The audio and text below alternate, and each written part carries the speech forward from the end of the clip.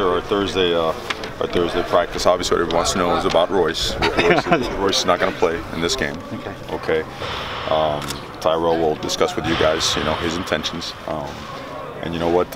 We have a very tight-knit group, and everything we do, we discuss together as a family. We're always, making sure we communicate. So that decision is respected. It's something that we spoke about early, and a big part of that discussion was being able to respect a decision, always a mutual respect. So I want you guys to have that information as we continue to prepare, and at the same time knowing that we have a pretty impressive stable of running backs, and those guys have a tremendous opportunity, and they'll be excited as well. Coach, how does that conversation take place, and what are the factors in that? I know it's health, obviously, but for you, it takes place in the exact same way it did in my household growing up. You know what I mean? It's face-to-face, eye-to-eye, being truthful, putting things on the table that affect it one way or the other, and then a decision is made. And as long as there's communication, there's always going to be respect. And I think a lot of times the problems in this world occur because there is no communication. And in our locker room, it's quite the opposite. We communicate. We make sure that everything is put out in front and center so that we can find the best solution for whatever the situation relates to, and that's a decision that Royce has made, and it's something that you have to respect. I'm sure you guys would love to have him play, but you guys feel like this is an opportunity for Kani, who's kind of been in Royce's shadow for 4 years, to get a little. I think so. Kani is a senior, and I think we've all seen on game day what he does. He's an explosive guy. He has worked his behind off. I mean, he's ready for the opportunity to carry more of the load, and so is Tony Brooks James, and so is Darian. I mean, we've got guys that can play football, and that's the only way to look at it. It's the only way to look at it, and our players support each other. They'll do so. So I'm excited to watch those guys get after it. Do you have any changes in your offensive philosophy versus what Duck fans have gotten used to this year? You want the whole game plan now? Or you want yeah, go just lay it on out there, Coach. All right. Well, let me. Then you got to execute. I'm sure we've got Boise State TV on. We've had a tremendous amount of, I would say, improvement as the season's gone on. We're very different game 12 than we were game 1, and that type of, morphing, I would say, the way we've evolved is a lot of the stuff that you can expect. We have very explosive football players, and we've got a strong and powerful offensive line and a quarterback that's dynamic. And you have to use your weapons. I say what we need to do and will continue to do is making sure that more of our guys touch the football. We've got to stress defenses horizontally and vertically. Coach Arroyo has, I trust in him having a very aggressive game plan, so to speak. So I think the fans will be excited and happy. Obviously, we appreciate the honesty with Royce, but is there ever a thought to withhold that info as the game plan go forward, make Boise State prep for him, or now does that not matter? I mean, they've seen Royce, they've seen Kani, and it's football. You know what you see on film, and you see on film. I think a lot of coaches out there are always like, hey, come to practice and close out meet. It's like, come on, man, it's football, right? It's all about blocking and tackling, throwing and catching.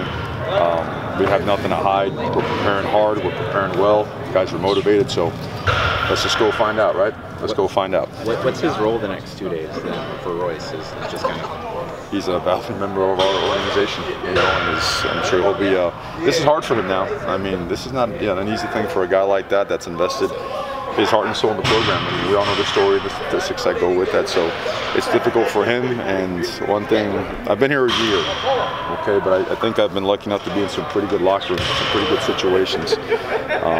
These guys are really, really unique. They understand that this family thing is not just talk. It's not just a head fake. This is real, and the family will stick together, support each other, and we'll press forward. How big of an opportunity is this for Felix to get more carries and for you guys to kind of see what he can do more of? Yeah, all those guys. I mean, look at you. We forget about Taj. There's another guy.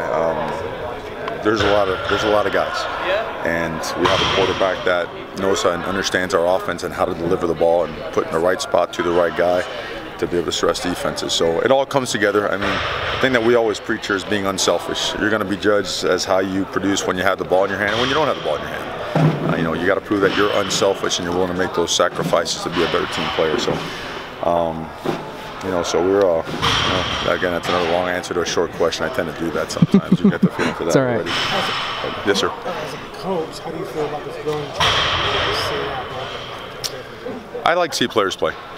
I do, and so it's new and it's different, and you've got to keep investing time and researching and you know, just taking a deeper dive into, you know, the people involved to understand, you know, the trend, you know, because obviously back, God, I'm not that old, you know that, man. I mean, I'm 47, you know, don't put that out there, but it was something that, you know, you don't ever want to, I would say, to me, college football is the last frontier, all right, where hard work and toughness actually matter, you know, and these guys have worked so hard. You know, you don't want anything taken away from it. I don't think this does. This is a kind of a unique case with Royce, and but you just want to see guys play. But I guess the biggest way, am I disappointed in him? No, I'm not. Do I want to see him play? Absolutely. Okay, but I stand by him just like I gave him my word, and I don't break my word for nobody. Okay. Mario, camp is not easy, but when you guys came in, did the seniors warm up to you guys right away, or was there a process of kind of gaining their trust and vice versa? They were good. I think there's always we kind of put it out the forefront and said, look, we're not going to gain your trust by saying, trust us.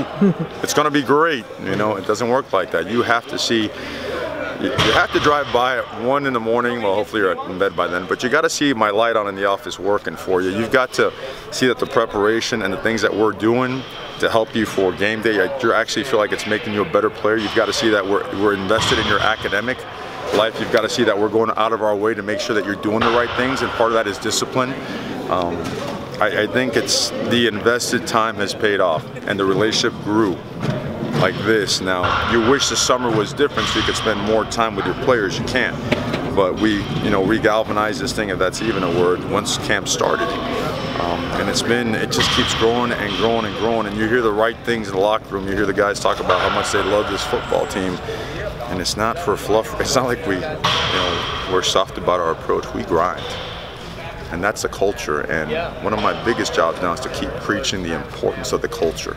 The culture cannot ever go backwards. You got to have to restart every day and go forward. So we just want to be focused. We want to cut out all distractions. Right? Easier said than done in a place where there's enough lights that you could see us from Saturn, probably. Right? But our guys want to do that, and we're going to make sure that they are. Is there a difference in winning or losing a bowl game for setting the stage for the next year? Always. Any game. You know, bowl game, regular season game, playoff game, national championship game, right? It's only one goal in mind, right? That's it.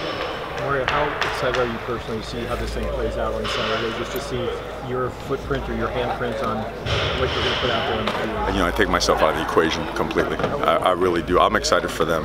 I always tell them all the time, you know, I don't, you know, I have my wedding band I don't wear to practice. It's about $42.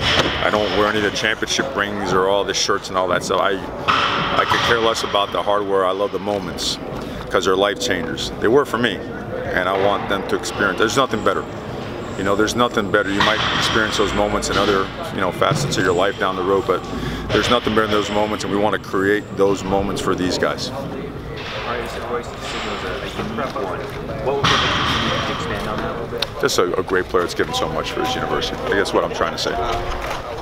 Maybe I should have used another word. Was that a tough decision for him? Did he kind of ruminate on that for days or weeks? Yeah. For competitors, it's always going to be, right? He's a competitor.